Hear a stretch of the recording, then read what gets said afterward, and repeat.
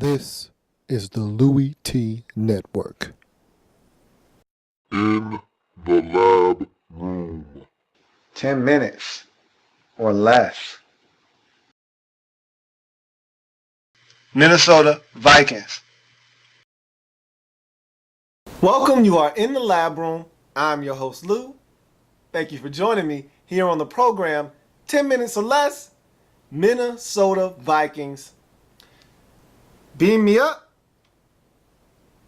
Let's go. So, season rewind for the Minnesota Vikings. You look at this football team, and they went out, they spent money in the offseason, and you thought, hey, here we go. Vikings looking to be some major players in the NFC North this season. And they did some things in the draft, made some power moves in the first round, had 3 first-round draft choices last year. And you're thinking to yourself, wow, they just hit a home run. They just got better. You spent some money on Greg Jennings, and you're thinking maybe they can do something if Christian Ponder, and that was always the big elephant in the room. Can Christian Ponder take the next step and look somewhat like the first-round quarterback the Vikings drafted him to be? So you get into 2013 NFL season, and the Vikings start out 0-3, and just like that, your back is against the wall. He gets injured, does Ponder. Castle comes in, plays in the game in London. They beat the Steelers, get their first win of the season, heading into the bye. You're thinking, okay, maybe they can turn their season around after they come off of this bye week. So they go into the bye at 1-3. They come off the bye and lose 4 consecutive games. I mean, essentially and effectively, your season is over. At 1-7, you don't stand a chance. Then you get the Josh Freeman thing. It's an ugly situation. He comes in, makes a mess of it when he gets a chance to play against the Giants on Monday night, embarrasses himself and somewhat the Minnesota Vikings organization. At that point, you kind of figured Leslie Frazier is going to get fired. It just doesn't seem good for Leslie. And I thought he was going to hold on. I thought he had a shot. But the team ended up winning 4 out of the final 8 games, finishing up the season at 5-10-1, but it wasn't enough to save Leslie Frazier's hide. He was out. And I love the hire.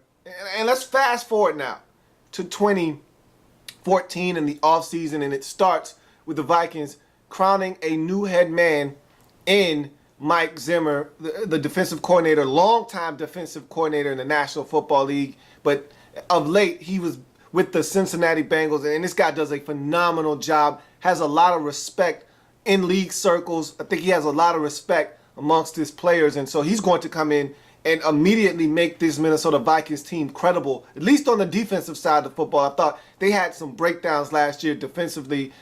Offensively, there's still a lot of work to be done, things that have to be done in order for this team to be a major player in the NFC North division. But let's look at the free agents that the Vikings have coming up, because I think the free agents that they have tell the story of the direction this Vikings team is going in moving forward. New head coach. I think you're going to see a lot of turnover on this football team. So let's look at the list of free agents, if you will. Jared Allen, Kevin Williams, Fred Evans, Chris Cook, Desmond Bishop, Everson Griffin, Joe Berger, Marvin Mitchell, Charlie Johnson, Matt Castle, Josh Freeman, Toby Gerhart, Jerome Simpson, Joe Webb, Jamarcus Webb. And all of these last 3 free agents are restricted in Larry Dean, Marcus Sherrills, and Matt Asiata. So you look at the list of free agents for this Minnesota Vikings team, and there are some really big, high-profile names on this list. You start with Jared Allen. He's not coming back, and you know that, and so it's really no reason for me to really harp on it. But what this says to me is, A, Jared Allen knows I've got 1 major contract left. I got 1 opportunity to get paid, and I got to take advantage of it. And the Vikings said, hey, you're 31. You're going to be 32 soon.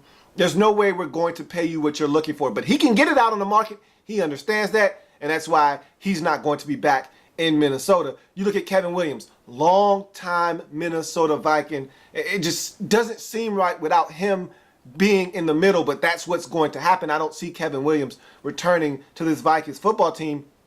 You've got Sharif Floyd ready to assume that starting position. You got a lot of new blood coming in to this football team, and so it's time to start looking at some of these younger guys and evaluating them. And so I expect Kevin Williams to be on the way out as well.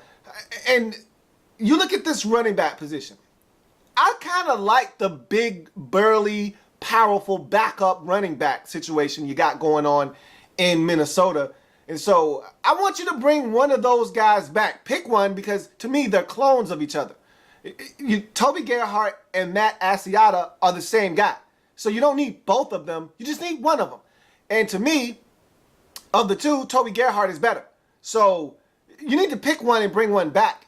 The way I feel. But you might think, hey, we're done with the big, burly backup running back.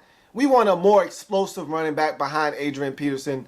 And so you may decide to let both of those guys walk away. I don't know what the thinking and rationale is there. You might just look for the draft. You might try to upgrade with a running back that's similar to those guys, but a little bit more explosive in a guy like Joey Bell in free agency. I don't know what the thinking or rationale is with the Vikings there, but I feel like you have to bring someone in to back up Adrian Peterson. He can't be a one-man wrecking crew. And so it'd be nice if you brought back one of your own guys, but if you don't, I think Joey Bell is a perfect replacement for him, or either one of those guys. And if not, then you just go in and draft him. And we know how the Vikings like to build their football team. Spielman has mixed no words. He wants to build this team through the draft. And so don't be surprised if he lets a good portion of the guys I just named walk away and try to replace them with guys through the draft. You look at Jerome Simpson. To me, he's a guy that should be back. I thought he played really well. If he could just keep his nose clean off the field, he seems to always get into some kind of off the field altercation. If he could just stay clean off the field and be a productive member of society, I think he's a solid football player and exactly what you need on your football team. A guy that can stretch the field, make some big plays, go up and come down with the football. At 6'2", he's a long guy. With Cordell Patterson there and Greg Jennings, I think he's a perfect complement to those two on the outside. I'd like for you to bring back Jerome Simpson. I think he's a good piece on your football team. And I think another guy that you might want to bring back in Minnesota is Matt Castle. Now, hear me out. Matt Castle, for some reason, and I can't figure out why, he seems to think that he's still a starting quarterback in this league. And look, I don't know what his rationale is there. I don't know who's getting in his ear and telling him that he can still start in this league, but he can't. And eventually, he'll figure that out. Hopefully, you'll be there waiting with open arms when he realizes that he's not a starter in this league anymore. But he's going to test free agency, and he's going to go out there, and he's going to find out the harsh reality that is you're a backup. And when he does, I hope he'll remember the team that gave him a chance to start about 6 or 7 games last year in the Minnesota Vikings, and he'll come back because you can use Matt Castle as a backup, especially knowing that you're going to draft a young quarterback in the upcoming draft.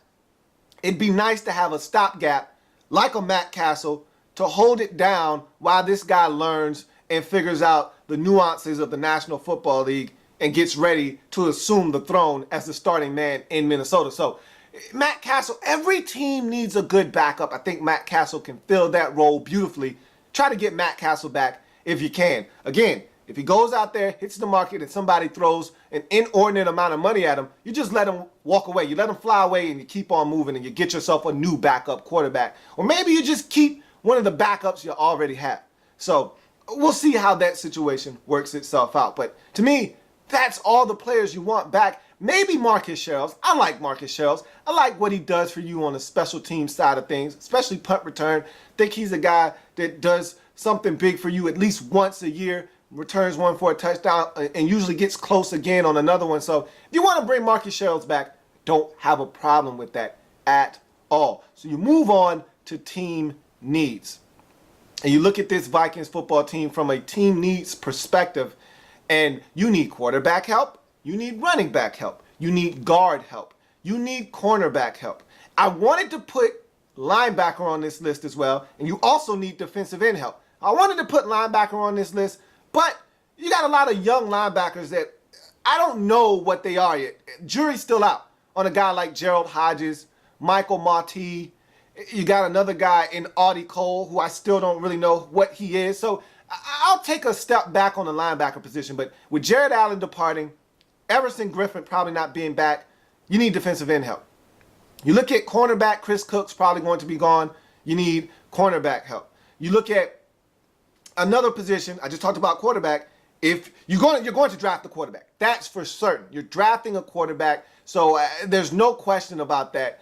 And with Castle being on the free agent market, and Josh Freeman as well, you're going to have to go out and get a backup.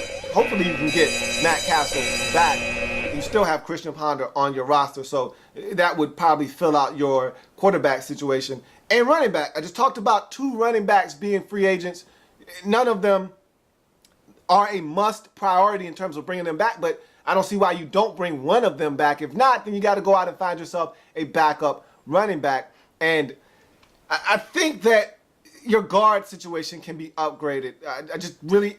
I'm not enamored with what you have at guard. I think you can be a better football team if you can upgrade the guard position on this football team. And all of that I just named, quarterback, running back, guard, defensive end, and cornerback, all of it is probably going to be upgraded. Even though you got over $20 million worth of cap space, and the ceiling in the NFL is going to raise another $10 million, so that's going to give you another $10 million worth of cap relief, I still see you using most of your resources in the draft. You know how your GM, Rick Spielman, is, but you're going to go out and get something in free agency. Don't think for 1 second he's just going to skip over free agency. There's some things he probably has his eyes on, but it's got to be at the right price. That's the Minnesota Vikings in 10 minutes or less. 10 minutes or less. Like the content? Want more? Sub up. In the lab